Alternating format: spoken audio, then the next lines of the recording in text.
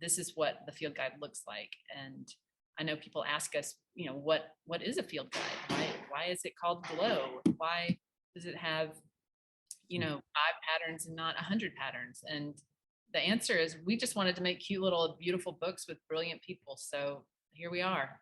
It's pretty straightforward. It's really fun for us, and we think of each of these books, and this one more than ever, as a little introduction to what these designers are up to, and a way for knitters to get a taste of it. And what we hope is that you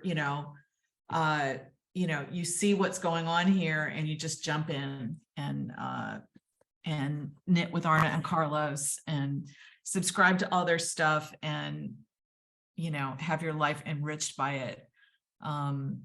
For us, this is what knitting is all about, is the fun of discovering something, getting it on your needles, connecting to other people, whether it's Arne and Carlos or the fandom of Arne and Carlos, which is huge.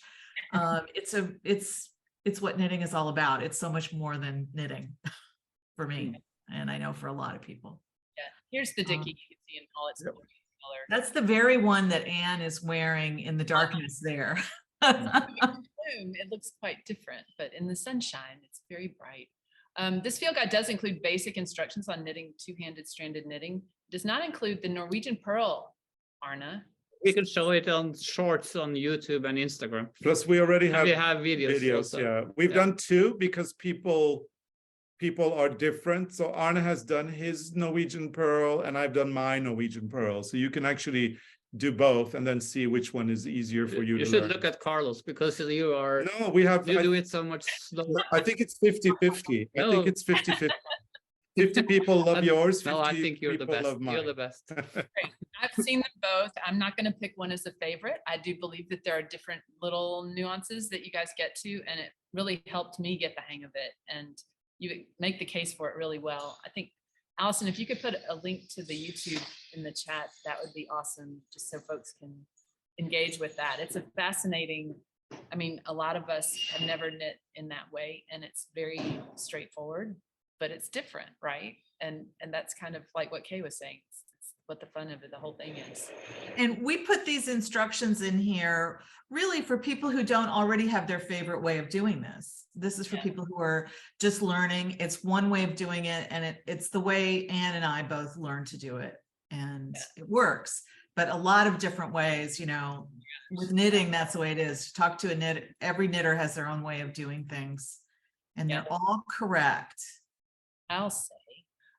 So shall we? Well, let's just talk about the hat. We've been wanting to talk about the hat. We'll get to the mittens in a minute, but here's the project that's the star of the knit along that's launching tomorrow.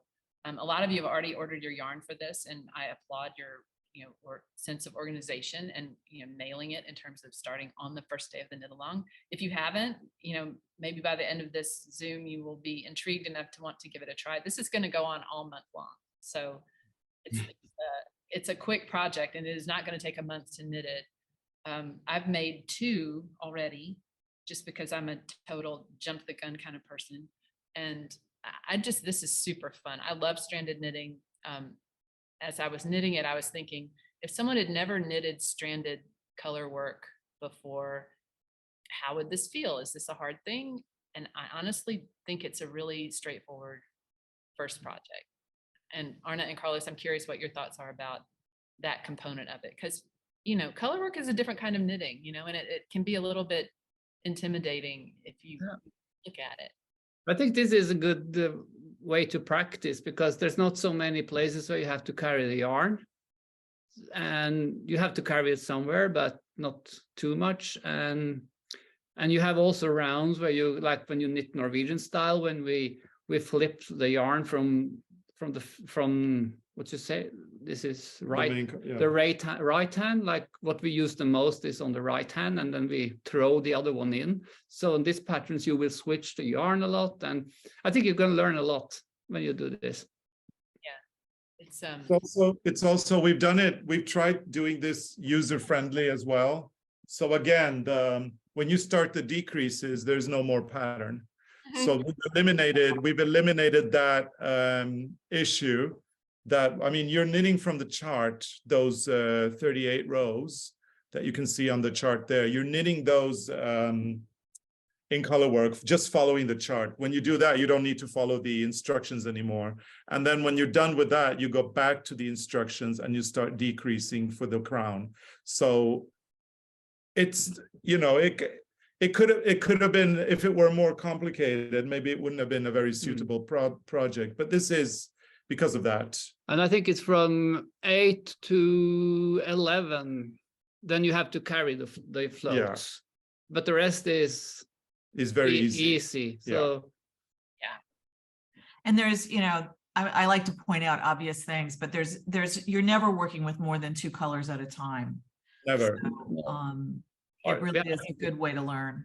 If you have 3 colors, then it's so messy. And sometimes I've actually I've done it when I was younger, but we haven't done it, I think. No, but again, it's all about design. You can design something colorful without making it too complicated. I mean, there's no need to have a row or 2 or 3 where there are 3 colors, because the hat is colorful anyway. People will see this as a very colorful hat with more than 2 colors anyway. But still, while you're doing it, it's good to just have 2 colors to think about at any time. So you're simplifying. We're simplifying the design in a way, but still keeping it colorful, if that makes sense. Yeah. And sometimes, like, we have dickies with more colors than we do the duplicate stitch. And add the 3rd color or the 4th color, because it looks knitted anyway. So, and it's quicker. We're going to get to duplicate stitch in just a minute. So just, you know, I just wanted to say, when I finished my hat, I had it lying on my desk, and my husband, John, walked by and he was like, "What is that?" And honestly, I've been knitting about 20 years in our house, and I have never had him stop and exclaim in wonderment over a project. He's like, "That's incredible." I'm like, "It's a cute hat. It's really great." It's like, no. That is the most amazing thing you all have ever done. And I'm like, "Thank you, sweetie. I really appreciate that." That's nice. But I mean, it just has such, I don't know, just, I think he responded to just the mix of colors and the brightness of it. And obviously I'm going to have to make him one. Thanks, guys. Yeah. You're welcome. You're welcome. Really, golly. Anyway, so moving on. So the hat's amazing. Here's the pullover that we've talked about. You know, I just, the bands of color. And can you talk about the pink? I'm really intrigued with the choice of pink and how you arrived at it. In your life. It makes it so sparkly. Yeah. Pink is a happy color, and it's a very easy color to combine because it goes so well with all the other colors. I mean, pink and green is nice. Pink and white is really nice. The pink with the light blue is great. Pink and black is fabulous. Pink and white is really nice. So it's nice to just be able to add a little pop of that, you know, here and there to elevate something that could be quite boring without. Yeah. Yeah. And also like, when you saw my sweater with the embroidery, there was also this little touch of pink. Yeah. So it's very striking and you see it very quickly. So it's a great effect, and it's something you can use in very moderate quantities and still make it look really good. Yeah, and that's what happens in the hat as well, obviously. Like, across the middle, I think is just absolutely transforms it, makes it just a little ghostly hint of pink. So in the field guide, we obviously have all the instructions for how, you know, all the charts, all the sizes. It goes up to, I think, I don't know, I think there are 10 different sizes for this sweater. And the result is just this glorious, colorful festival. I would just point out it's a unisex sweater. And that's something that we've been asked about for so long. And so we finally have a sweater that is truly designed to be unisex.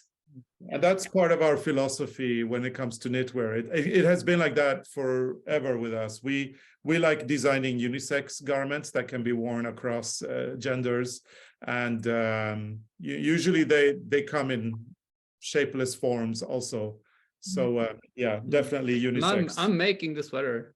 Yeah. I'm on the second sleeve now. I finished the body and the other sleeve. I can't wait to see what you did differently, if anything. I just knit from our base because we know how many stitches we need for the garment, so we cast on those stitches, and then we have our own way. We know how many stitches we need for the Norwegian yarn, and then we can do any. To fit yourself, you know exactly how many stitches you need. That's wonderful. So, That's a benefit of having, you know, your own yarn. Yeah. Well, you can do swatches in any yarn and make it from there. well, I will say that was another thing that's been fun about this field guide is getting to play with Norwegian wool. The yarn that you all specifically designed yourselves with working with Rowan. Yeah. Longtime collaborators and publishers. We do have bundles in the shop, put links in there for the hat and also for these mittens. I just think this yarn has a wonderful, it's kind of, you know how some people say, oh, that's a traditional wool. I say that, but there's something about it that this has a little bit of a luster to it, just very slight, beautiful. And it's not superwashed. It's which is also interesting about it. It's actually, when you touch it, it's crisp. And then when you start knitting with it, it softens, but there's no treatment on it. There's no superwash. It's pure. Yeah, this is all Norwegian wool, right? From Norwegian sheep, right? Yeah, but it's spun in Italy, and they spin the yarn in a different way. Yeah. So it's not so coarse as the Norwegian wool from Norway. Nobody spins like the Italians. No one. And what I experience is like when you knit with the yarn, it softens up also when you knit it. And we like to steam it with a wet towel and hot iron to finish it when everything is finished. Like you just steam it and then you wear it, and then it's even softer. Yeah. Yeah. Well, it's just been wonderful to see people engaging with it and being curious about it and ordering it. And we're getting a huge response. So it's super fun to know that this yarn is about to find its way into a lot more knitters' hands. Absolutely.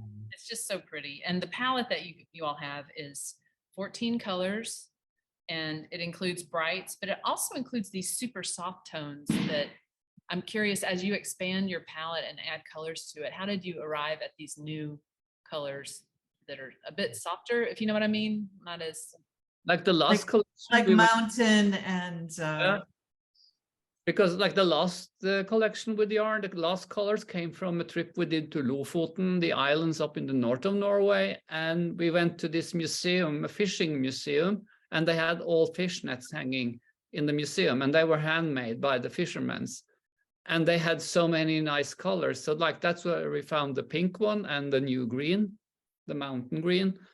And so that was the second collection, and the first one we took from old painted objects. And so the first collection was inspired by what we call the golden age of the Norwegian ski sweater. So it's a palette that started becoming popular in the 50s, just after the war, when more and more colors were accessible to people. And then you have these different ways of combining colors in Norwegian, where you want to make them pop by contrasting them like black and white, or you can work on a very tone in tone, like a light gray, a dark gray with a pop of a color. So the first collection was all about the color blocking kind of, and then the second one was inspired by these beautiful fishermen's nets. Love that. Again, you know, there are two noteworthy questions in the comments. One of them is, can you please add about 40 more colors because it's their favorite yarn?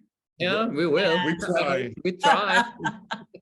So we hope Rowan is listening. Yeah, please, Rowan, if you're listening. We were too late. We talked about it, but then it was too late for the next year. So, this year. So, but we're going to Svalbard, and I guess we will come back with a lot of inspiration because in the museum they have knitted pieces from the fishermen who was buried on Svalbard, and with the permafrost, in the 16th, 17th they're coming century. out. Yeah. So they're actually finding garments and knitted pieces that is in perfect shape. Yeah. And we're going to go to the museum there and look at all these things, and then we will come back with new colors and new inspiration.